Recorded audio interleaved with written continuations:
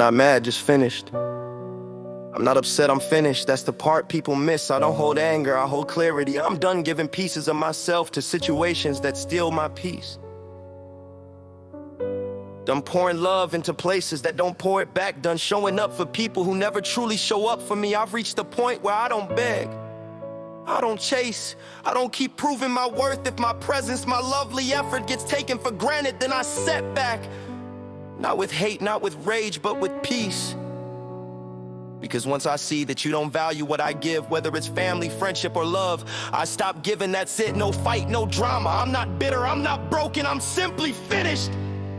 Because if someone would rather lose you than fix the damage, they never cared. Someday all the love you've given to the wrong people will find its way back to you, and someone who's waited their whole life for your kind of love. Sometimes we need hard days to know who is family, who is a friend, who is a partner, and who is a passenger, who is a snake in our lives. Just because I disagree with you does not mean I hate you. We need to relearn that in our society, and manipulation is when a person disrespects you, denies their own behavior, and then blames you for how you reacted to it. Just because I talk about God doesn't mean I'm holier than you. I sin, I struggle, but every day God carries me through it. The biggest lesson I have learned this year: never force it. Not conversations, not friendships, not love, not trust. If it flows, if it crashes, let it crash. It's that simple. Because people who don't understand your silence will never understand your words. Accept people are they are, but place them where they belong, because you are the CEO of your peace. Hire, fire, and promote accordingly. If you really want to know how emotionally mature a person is, tell them how they have hurt you. Their response will tell you exactly what you need to know.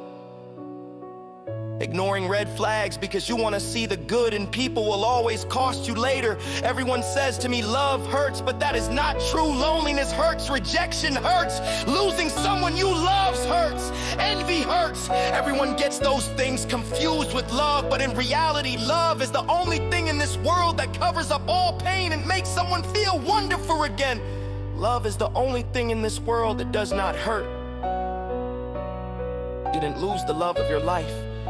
You lost a leech that was sucking the life out of you. The person you saw at the end of that relationship is who they really are. You are worth so much more. That also don't let anyone convince you that being treated poorly is normal. Respect is the bare minimum, not a luxury. Just remember, if you can change your mind, you can change your life.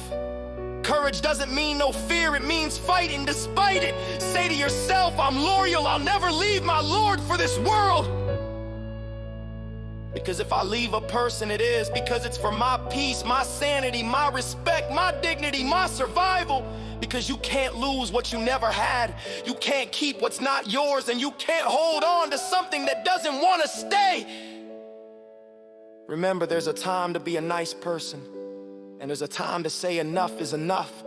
They don't have to explain themselves to me, because I already know the truth. What they did broke me in ways they will never understand. I gave them love with no limits, and they crushed it like it meant nothing. I have learned to carry the pain, but it will never stop burning inside me. They could have chosen to treat me right, but they didn't. And now that choice is theirs to live with, not mine anymore. I found forgiveness and peace. It was my choice to cut them off and move on. God gave me love and peace. Take my words and live by the wonderful grace of God. It's really, really hard to pray for someone who has hurt you deeply, especially when it comes to romance. Anything from a high school breakup to a divorce after decades can leave us wounded, crying and wondering what on earth happened. Maybe you've gone through a one-sided crush, a broken engagement, or the end of a marriage. Perhaps something happened a really long time ago, and it still hurts when you think of it. Maybe it's not romantic at all, and you have a family member or friend who has caused you heaps of pain. Whatever it is, life does not leave any of us unscathed from wounds inflicted by others. Even others we love very much. Lord, bless them. Change me.